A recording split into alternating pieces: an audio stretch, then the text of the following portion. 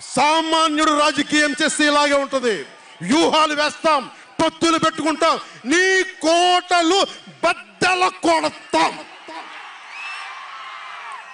అలాగే నాకు గాని జనసేన పార్టీకి గాని సలహాలు సూచనలు అవసరం లేదు. సలహాలు సూచనలు ఇచ్చేవాళ్ళు అక్కర్లేదు. యుద్ధం చేసేవాళ్ళు కావాలి. కొత్త రక్తంతో, కుతకుతలాడే రక్తంతో, గుండెలు చరించుకునే యువ రక్తం కావాలి. దాష్టికాన్ని నిలబడే యువకులు కావాలి. కత్తులు పట్టుకునే వీర మహిళలు కావాలి. అంతేగాని నాకు సలహాలు ఇచ్చేవాళ్ళు, మీకు తెలుసా జగన్ ఎలాంటి వాడో? సొంత బాబాయినే మర్డర్ చేయించిన వాడు, సొంత చెల్లినే గోడకేసి కొట్టిన వాడు. మీరు చెప్తారు నాకు సలహాలు సూచనలు. ఎవరితో యుద్ధం చేస్తున్నానో నాకు తెలుసు. జగన్ లాంటి దాష్టీకుడు, దుర్మార్గుడు యుద్ధం చేస్తేనే తగ్గుతాడు. యుద్ధంతో కూలగొడితేనే కింద కూర్చుంటాడు. మర్చిపోకుండా నాకు సలహాలు సూచనలు ఇచ్చే వాళ్ళకి. అలాగే మనకు కూడా పోల్ మేనేజ్మెంట్ తెలుసా? ఆర్గనైజేషన్ బలం ఉందా?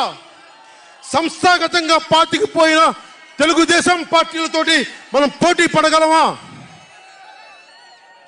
800 నుంచి 1000 మంది బూత్ కార్యకర్తలు ఉన్నారా మనకి ప్రతి నియోజకవర్గంలో?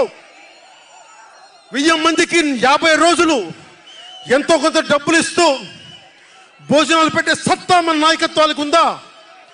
మన నాయకత్వం ఇంకా ఎదుగుతూ ఉంది. వెయిట్ చేయాలి. ఈలోపు రాష్ట్రాన్ని జగన్ పాలిట కానివ్వం. జన సైనికులు సిద్ధంగా ఉన్నా, ప్రజలు మన వైపు ఉన్నా, ప్రతి ఒక్కరిని ఓట్లకు తీసుకొచ్చే నాయకత్వం ఇంకా సిద్ధంగా ఉందా జనసేన పార్టీకి? మనందరం ఆలోచించుకోవాలి.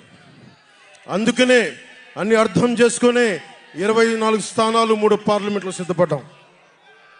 ప్రజల నాడి వాడి తెలియకుండా నాయకత్వాన్ని నడిపించగలమా? దశాబ్దం కాలం పాటు పార్టీని నడిపించగలమా? ఏదైనా మాట్లాడితే వ్యక్తిత్వాన్ని నెగ్గించడం కోసం తగ్గాను నేను. కొంతమంది మద్దతుదారులు అన్న పేరు మీద నా నిర్ణయాన్ని ప్రశ్నిస్తూ ఉన్నారు. జగన్ తన బాబాయిని మర్డర్ చేసిన ఆయన మద్దతుదారులు, ఆయనకు ఓట్లేసిన వాళ్ళు ఒక్క మాట అనరు, వెనకేసుకొస్తారు. హార్ట్ అటాక్ అని వెనకేసుకొస్తారు. ఓడిపోతున్నా కూడా గెలుస్తున్నామన్న ఒక నిలబడే సమూహం జగన్ పక్కన ఉన్నది. వేలాది కోట్లు, లక్షల కోట్ల ఆస్తులు ఉన్నా కానీ అక్రమంగా సంపాదించాడు అని అందరికీ తెలిసిన వెనకేసుకొచ్చే సమూహం వైఎస్ జగన్ సమూహం. ఇక్కడ నేను ఏమి చేయకపోయినా, ఏ మాటలు జగన్ నిలబెట్టుకోకపోయినా అద్భుతం, ఆహా ఓహో అనే సమూహం జగన్ వెనక ఉంది. దళితుడిని చంపి డోర్ డెలివరీ చేసినా కానీ వెనకేసుకొచ్చే సమూహం, ఫీజు రీయింబర్స్మెంట్లు ఆపేసినా కానీ వెనకేసుకొచ్చే సమూహం. 2019లో నేను 2019లో పరిమితమైన స్థానాల్లో పోటీ చేసి గెలిచుంటే మట్టుకు ఆ రోజున జనసేన ఈ రోజున రికగ్నైజ్డ్ పొలిటికల్ పార్టీ అయిపోయింది. నా వ్యూహాన్ని ఎవరు తప్పు పట్టకండి. ప్రజల్ని క్షేమాన్ని ఆకాంక్షించే వ్యూహం ఉన్నది. కానీ జగన్ ఏమో ఒకవైపు ఎవరు ప్రశ్నించరు, వాళ్ళ సమూహం. నా సమూహం నన్ను ఎందుకు ప్రశ్నిస్తున్నారు? మీరెందుకు ప్రశ్నిస్తున్నారు? జగన్ మర్డర్లు చేసిన, వారి అనుయాయులు మానభంగాలు చేసిన, దోపిడీలు చేసిన, దారుణాలు చేసిన అందరూ జగన్ వెనకేసుకొస్తారు. నేను నా డబ్బులు తిన్నానా? వేలాది కోట్లు సంపాదించానా? పదవులు అనుభవించానా? ఏమనుభవించాను నేను 10 సంవత్సరాల నుంచి? అవమానాలు, తిట్లు తప్ప ఏం తిన్నాను నేను? ఏం సంపాదించుకున్నాను? కష్టపడి డబ్బులు సంపాదించుకొని పార్టీలకే కదా పెట్టింది నేను. నన్ను ప్రశ్నిస్తారు మీరు నిజంగా మటుకు నా మద్దతుదారులు అయితే నన్ను ప్రశ్నించకండి. నా వెంట నిలబడి నాతో పాటు నడవండి, మా జన సైనికుల్లాగా, మా వీర మహిళల్లాగా. ప్రశ్నించకండి నన్ను. ఎవరికుంది ఓపిక? ఈ దేశం కోసం, సగటు మనిషి కోసం కన్నీళ్లు కార్చే శక్తి ఉందా ఎవరికన్నా? ఎక్కడో విదేశాల్లో కూర్చొని, టీవీల్లో కూర్చొని నన్ను ప్రశ్నించడం కాదు, నాతో నిలబట్టడం నేర్చుకోండి అందరూ, నన్ను ప్రశ్నించే వాళ్ళంతా.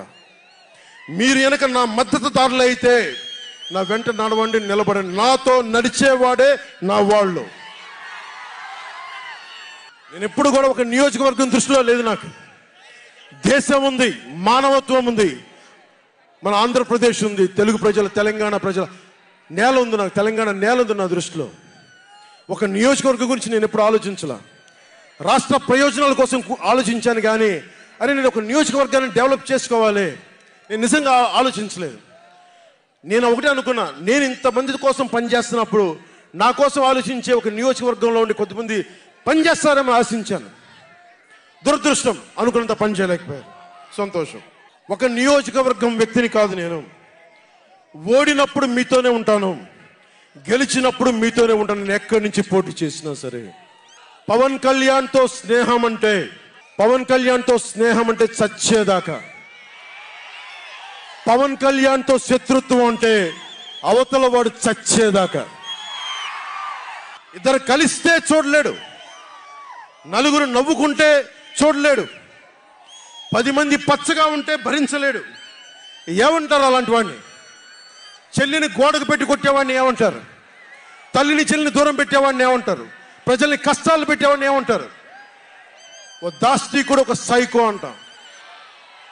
జగన్ బాధితులందరికీ ఒకటే చెప్తా ఉన్నాను, 1 man's courage makes a majority అంటాం. 1 man's courage. జగన్కి సంబంధించినంత వరకు పవన్ కళ్యాణ్ అంటే 3 పెళ్లిళ్ళు 2 విడాకులు. అతని దృష్టిలో 4 పెళ్లిళ్ళు అంటాడు. మరి 4వ పెళ్ళం ఎవరో తెలియదు, జగన్ ఏమో నాకు తెలియదు. మరి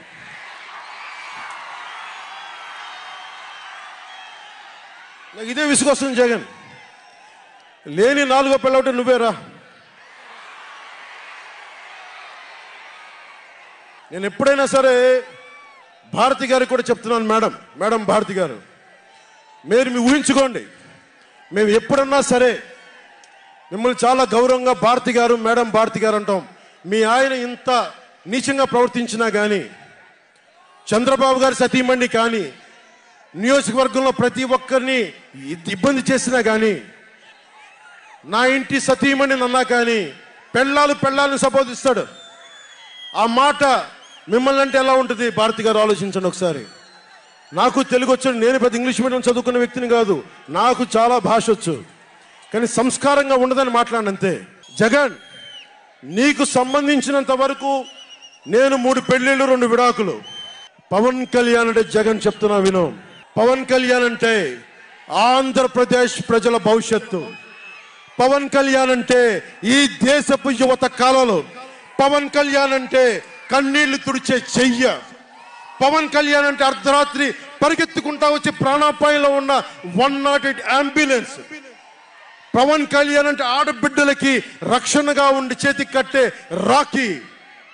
పవన్ కళ్యాణ్ అంటే పెద్దోళ్ల భుజం మీద ఉన్న కండువ, గర్వంతో ఎగిరే జాతీయ జెండా. పవన్ కళ్యాణ్ అంటే నిన్ను నట్టేటను ముంచే తుఫాన్. గుర్తుపెట్టుకో, నిన్ను అధాపాతాళానికి తొక్కే వామనుడి పాదం పవన్ కళ్యాణ్ అంటే గుర్తుపెట్టుకో.